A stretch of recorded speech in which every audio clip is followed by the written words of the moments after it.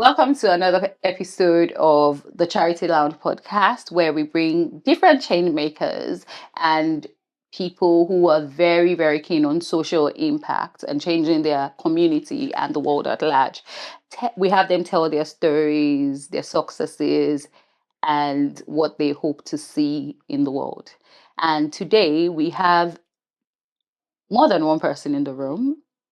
We have two people in the room. They're my friends. And you might be wondering, why is she wearing scrubs? But she said she's not a doctor. No, I am not a doctor.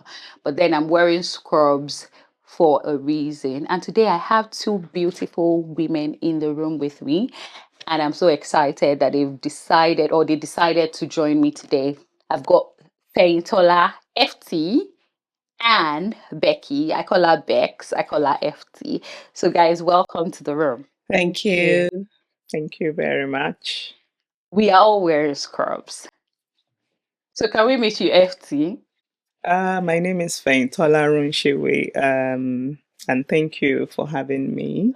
It's been a long time coming. Well, what can I say? I'm a medical doctor, and I have combined experience in public health and general practice. And I also have a special interest in skin health. Um, I was born into the Adeyemi family, elder and elder Mrs.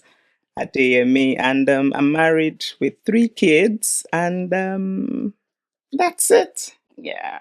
Yeah. Nice to meet you, FT, Dr. FT. And we have Becky. Can we meet you, Becky? Yes, hi everyone. So I'm Becky Thomas, and I don't have an interesting profession like she does, but I'm more of an analyst. So I work in the project management world. I've got two girls. I'm married, and so yes, I'm happy to be on this podcast with you all, and also following T-Loves. I call her T-Loves on this good cause. So yeah, look forward to that. Okay, so guys, let's drop our shoulder pads and our shoulders. Yeah. Now, I'm sure people are wondering, why are they wearing scrubs? She said she's a doctor. You are a project manager. I am T-Lops. I am the host of the show, and I'm not, by profession, I'm a project manager, but I am not a doctor. Why are they wearing scrubs? Well, we are wearing scrubs for a reason. And let's just talk about it. Yep. So, backstory. I run a charity called Green Pastures Kids in Nigeria, and we've been running it for the past 19 years. Every year or every time that I visit Nigeria, I go to this hospital called Massey Children's Hospital. And on Children's Day this year, May 27th, I went there with my team, and we did something for Children's Day. We spoke with the chief medical director and asked her what she would have loved to give the children if she had the means. And she said she wanted to give the hospital a facelift. And then we did a tour of the hospital, and trust me, it broke our hearts what we saw. Apart from crying, because I saw some children who were unwell, the building, the way it looked, even the walls made me cry. So we are all running 5K in September. It's a challenge that we're embarking on to run 5K to raise funds to give this hospital a facelift. So, guys, why are you doing this? I know you have FT, you've supported me from day one. Becky, you've supported me as well. And we ran last year. Yeah. So I'm back again this year. So tell me, why did you decide to do this? And why, let's even not talk about this yet. Let's talk about the fact that you sow seeds to good causes, because I believe this is not the only one that you do. Why do you do what you do? Well, as a doctor, and beyond the clinic, I just believe lives need to be touched, everywhere I go. And personally, growing up, maybe because of where I was brought up as well, my parents are very accommodating people. and I learned a lot from them. They're like my role models. They always lend a helping hand, and that was even where I got inspired to become a doctor, because medicine is about compassion and helping people. It's doing your part, really. It's like changing the world one person at a time. So I'm very big on helping, lending help whenever it's needed. So beyond the clinic, anywhere there is service to be rendered, and I'm available, I'm always happy to. And because of you've done a lot as well in with children, for children, and it just inspires me that you have a very large heart, and the only thing I can really do is support you. And as aside that as well, one thing that's motivated me is to stand in the gap for these children, to give them a better health, emotionally, physically, health wise. I mean, if they are in a building or in a structure that is appalling, they won't get well soon. They won't get better soon. So I think giving Massey Street Children Hospital a facelift is it's high time we do it and do our own bit to contribute positively to the society, really. Yeah. Yeah. I'm going to be sharing some videos and pictures from the visit. The I times saw I've been it. there, sometimes I can't even, you know, swallow my own saliva, because I'm like, "Ah, God, Yeah. how do these children then? Yeah. Even the beds are Yeah. rusty." And I'm like, and to think that these parents pay. I hear that the Lagos State governor, or not governor, government is building a new Massey. They've called it a new Massey, but they don't know when it will be ready. But the children are there receiving treatment now. So, irrespective of the fact that they are building a new one, it doesn't mean that where they are shouldn't, Yeah. look great. Yeah. Becky, what's your inspiration? So for me, it's more personal for me because I lost my dad as a teenager over 27 years ago. And back then, then I was in Nigeria, and it was a struggle. And I'm sure you might understand what I'm trying to say. So having been raised, so I've got three other siblings. So there's four of us, my mom, and at the time she wasn't working. So at that early age, and thankfully I had people who surrounded me. So I had people who fostered me and actually saw me through university. I am here, I'm where I am today because of people who actually contributed to me in every form, both financially, spiritually, and all. So when I see opportunities like this to give back, I always grab it 100% because if I didn't have people do that for me, I wouldn't be where I am today. So I came across Tolulope. I think we met like 2 years ago or 2 years so. ago. And when I heard about this GPK initiative, I thought, yes, this is another way for me to give back, because I do give back, but I thought this is way where I can actually put my hands to the plow. So last year I took part in the race to raise funds, and then I'm back again this year because I want to give back. So I'm big on corporate social responsibility. So yeah. Thank you. When you were speaking, Becky, I became a bit teary because, yeah, my dad died when I turned 20, and taking it back to the hospital, when I visited in May, there was this woman that I saw. She was 71, and she was right by a child that was barely 2. And I'm like, what happened? Like, how is a 71-year-old having this child, And she just started crying. I said, what happened? She said, oh, that a child died, her daughter died. And at 71, she had to be responsible for that 1.5-year-old child. And she was by her sick bed. I was like, what do you do? Do people help you? Oh, she still works. So she works in Loma. She cleans the streets. Wow. at 71. And I just broke down crying because I'm like, okay, this woman is looking for money to pay bills, hospital bills for this child. You know, it doesn't even look like the place is so nicely put together. You know, the hospital and feeding is a problem. Burden of taking care of a child at 71 is another problem. She probably has other responsibilities. Of course. And I just started to cry. And the person by my side, my brother is a very, very my brother is an enabler. He's always by my side doing things like this. And he held me and he was like, "Oh, I thought you have outgrown crying." Because back then when I started, I used to go to Luth, I used to cry all the time. But I thought I had outgrown crying. But that day I really cried because it broke my heart. So you can imagine what people face, you know, when people tell their stories. And that's why I say to people, be grateful for the little things that you have. Absolutely. You know, you have a roof over your head. You know, you can decide what you want to eat. Even if you have two different types of food at home, you can choose to eat one in the morning and another in the evening. That's power of choice.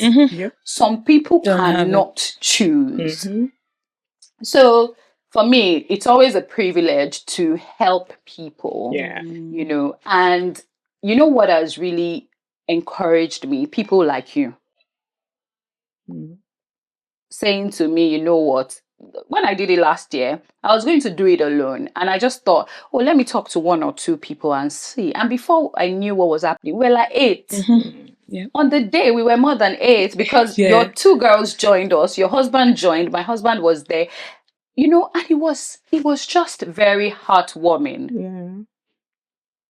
So I want us to talk about children now that I've mentioned children and raising our children. Okay, now for those that I don't think we've mentioned why we're wearing scrubs. I don't think so. So we're wearing scrubs because it represents, so what we've called this is, of course, it's Massey makeover, but at the same time, we're bringing color to Massey. So we've called it Color for Massey. And one way to depict that, because we'll be painting the rooms, the wards, and the hospital, depending on how much we raise. If we're able to raise everything that we need, we'll be painting the entire hospital. So they have 2 wings.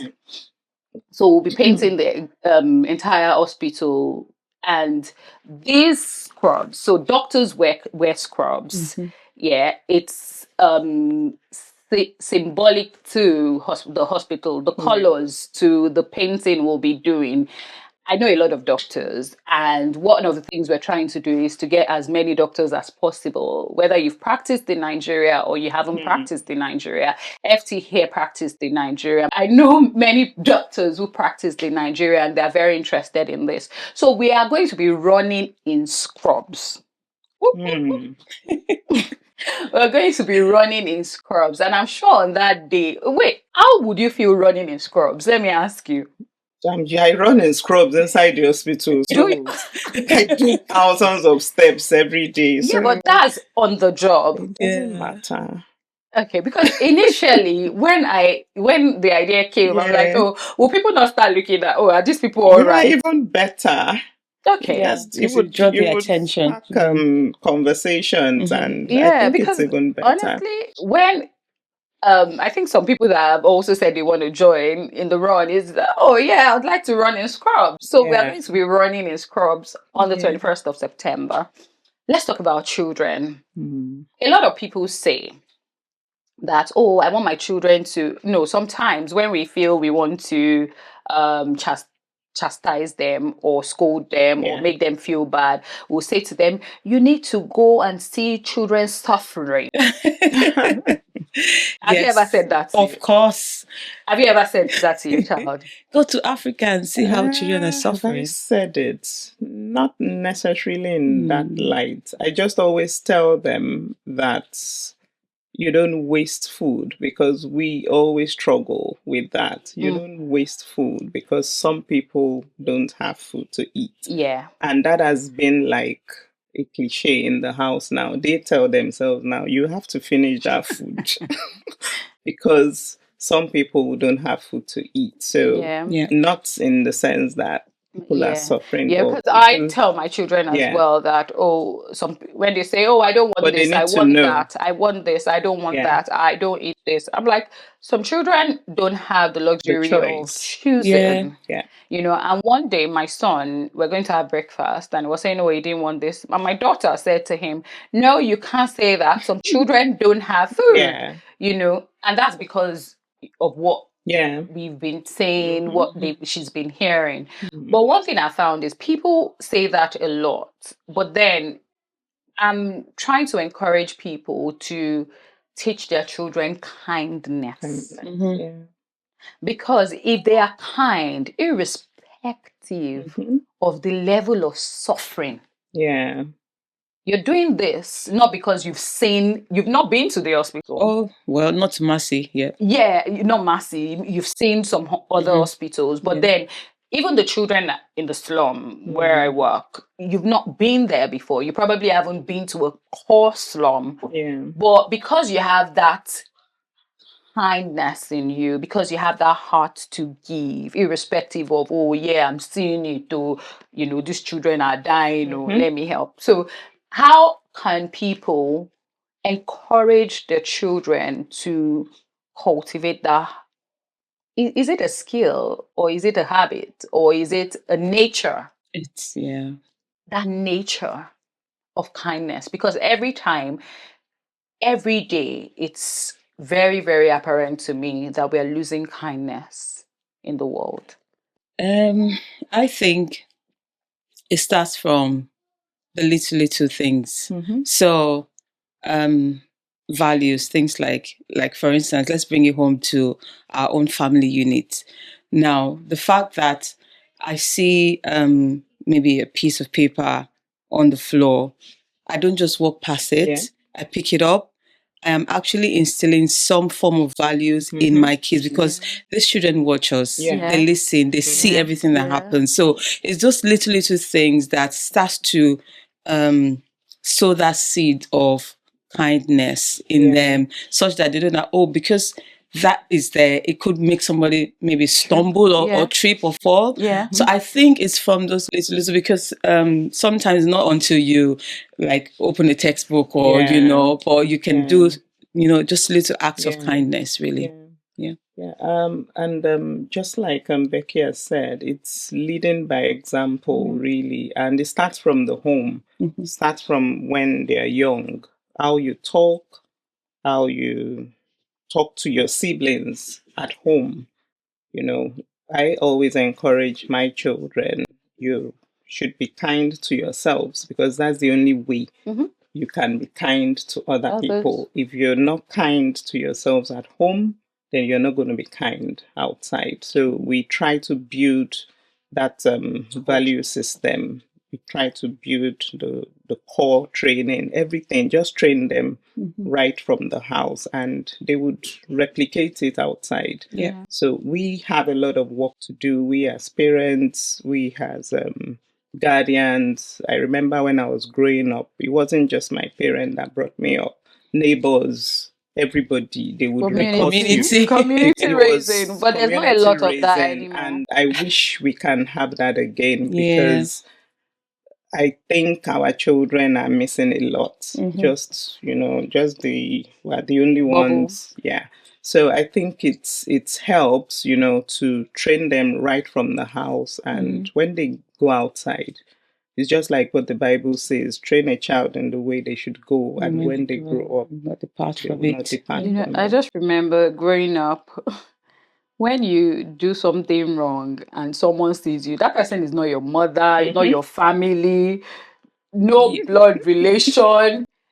That person is scolding you. And you can't go home to say to your mom Yeah. that, oh, and your Like, mom will say, go and fight with the person. No. No, your mom will add to it. yeah. Yes, the fact that someone outside had to reprimand you, that means you've Yeah. embarrassed me as a Exactly. mom. Yeah. So you're gonna get double. And these days, some of our children to greet people is a problem, Hmm. you know. Yeah. But then you just have to Mm-hmm. Hmm. by default. Even when they don't say you already say good And it's afternoon, ma. because someone is not correcting them. Because if an older person sees a child that passes by and doesn't greet, I'll call you back. No, but it's not your business. So. It's my Now, own business. now I do In this it. day and age. I still in- do it. well, I it still do depends it. on. So now, No, I the still do relationship. it with, if it's children of my friends, for Oh, example. yeah. I yeah, still of do course, it. of course. Yeah, Yeah. I don't look away. Yeah. I bring my children up, and I can as well talk to your own children. Yes. Yes, so I still do it. Yeah, that's why I said Yeah. relationship, you know, because, you know, Becky's Because it's children, your children, important. I can tell them if Yeah. I Yeah. see something that is wrong to say, Yeah. oh, no, why, no, not like, and Yeah. I would tell your parents that I did I this, did you that, know. yeah. But then some parents may not like it still. Again, I think what she said about relationship, because there's certain relationship you Yeah. have with people, you know that there's a boundary Boundary, here. I can't go beyond here. So yeah. Yeah. Wow, There's a it's, lot I to think do. raising children now, it's different. Maybe our parents had it easy. I think so. Because I mean, this whole internet, social media doesn't even make it even easier for us. But yeah, so they had it easy. I would say they had it easy. Maybe they wouldn't think that way, you know, but I think they had it easy. So what's one thing, maybe should I call it act of kindness that, okay, no, maybe that's not the question. The question is, Becky, you've touched on it a bit. Growing up, did you ever experience a season of lack? So the reason I ask is I used to take children from the slum community where I worked to church, and there was a time I was talking to them and I said to them, see, guys, everybody says auntie. They used to call me Auntie Swagger, you know. And you people think, oh yeah, this auntie is all that. Oh, I like her shoes, I like her wristwatch. Oh, she's Yeah. this, she's that. And I was not always, when I was your age, there was a time my dad, he was retired and things had to change slightly. There's a woman that I help and she still holds her children. She doesn't let them do stuff. And I was like, come, my dad had cancer when I was 17. I just finished secondary school. My mom had to take care of my dad. My sister had to go to work. I had to take up some responsibilities. I had to kind of take up my mom's business and I had to run it. This was me barely turned 17 and I would go to Ijaniki. She used to supply the federal government college their stuff. I would go and sit and wait for the bursar to sign the check. I would go and get the whatever they needed. And then I'd not handled that type of money before. My dad was sick in the hospital. My mom was taking care of him. And things kind of changed for us. So it's not like people, and this is just to say to people that think, oh, because you are giving, you've always had, you were born with a silver spoon. I wasn't born with a silver spoon. Growing up, yes, I enjoyed the privileges of, you know, being, having parents who were working and could give us well-to-do. a good lifestyle. But the moment my dad was retired, not long afterwards, things changed. And then we had to, when my dad was sick, people gave us funds. So have you ever experienced that sort of thing? No, I haven't. But we were brought up in a way to be kind and to help. If you have, then you have to help. So even though I didn't experience it directly, we had a lot of people around us that we had to help. So I can still say, at least I experienced it by proxy, because we had to lend a helping hand always. We always had people in my house. We always have people in our house too. Yeah. So up till now, my parents are still helping. And my dad is 81. Oh, wow. My mom is 75. And up till now, they still have people that they help. So it's like I grew up helping people. Yeah. Yeah. Becky, do you have anything to say?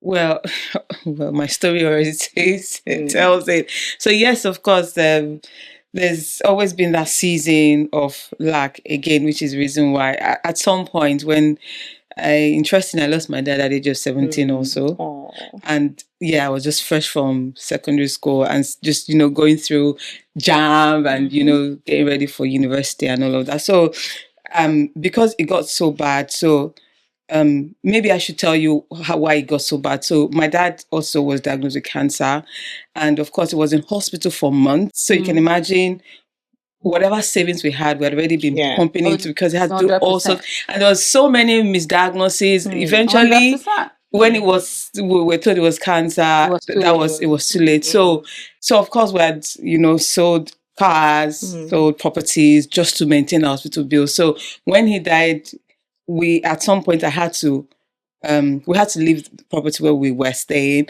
I had to stay with another family. My mom and my brothers had to stay with another family. So all of that shuffling around and everything, in a way, sort of affected even our family unit.